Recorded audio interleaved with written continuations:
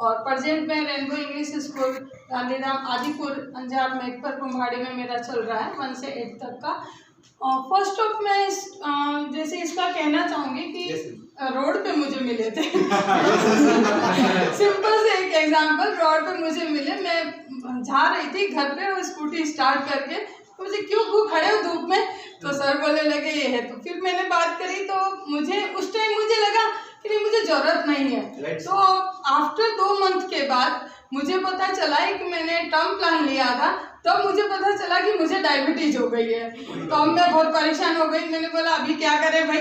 तो ट्रीटमेंट भी मैंने चालू कर दिया, दवाई वगैरह लिया, सारी रिपोर्ट कराई, HB1 से कराया, सब रिपोर्ट, टेंशन की शुगर यार, तो फैमिली को एक होता है कि टेंशन हो गया।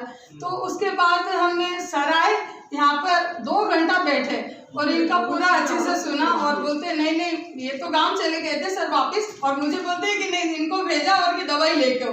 फिर मैंने दवाई लिया तो मैंने 15 डेज में एक्सपीरियंस किया कि मुझे बहुत फर्क पड़ा रियली में। मतलब फर्स्ट ऑफ ये जिसे मेरे पास आए थे तो मुझे बोला कि आप मेंबर बनो, मैंने बोला मुझे मेंबर बनने की जरूरत नहीं है, ना ही मुझे इतना टाइम है, क्योंकि स्कूल और ट्यूशन उसी में हम पूरे हो जाते हैं। तो मैंने बोला दूसरा वर्क मैं नहीं करूंगी, आप कहते हैं तो मैं दवाई, तो वो भी मुझे जरूरत पड़ी तो मैंने इंटरेस्ट लिया, नहीं तो वो भी इंटरेस्ट भी नहीं लिया, मैंने बोला नहीं लेना है। तो जब मुझे इंटरेस्ट हुआ और मुझे बेनिफिट मिला तब मैं आज यहाँ पर आफ्टर 1 मंथ हो चुका है, 1 मंथ के बाद मैं यहाँ पे आई हूँ। और मुझे लगा कि जब मुझे फर्स्ट ऑफ ये बिजनेस के अकॉर्डिंग मैं नहीं आई हूँ, क्योंकि बिजनेस एक अलग है, मेरा इतना वर्क हो चुका है तो मैं नहीं टाइम दे पाती।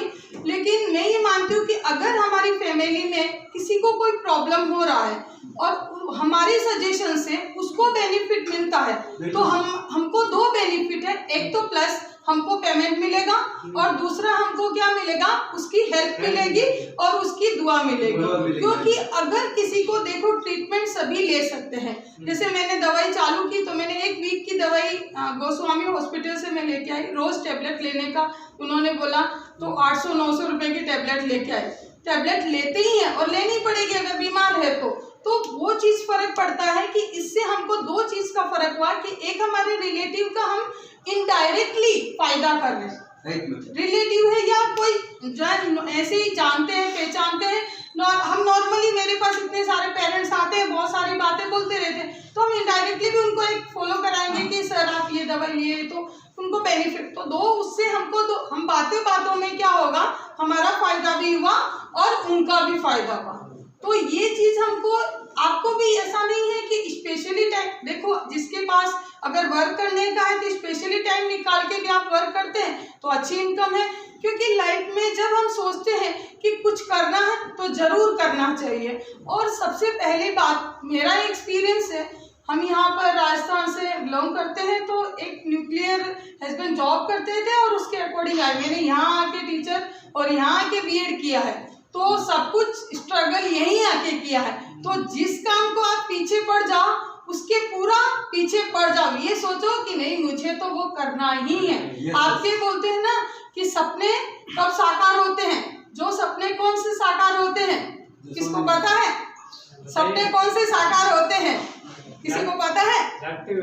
हाँ, तो सोते भी नहीं देखना है हमको, रात को भी यही लगना चाहिए कि मुझे किसको नौनी देनी है, तो फिर क्या होगा आपके माइंड में ये होगा।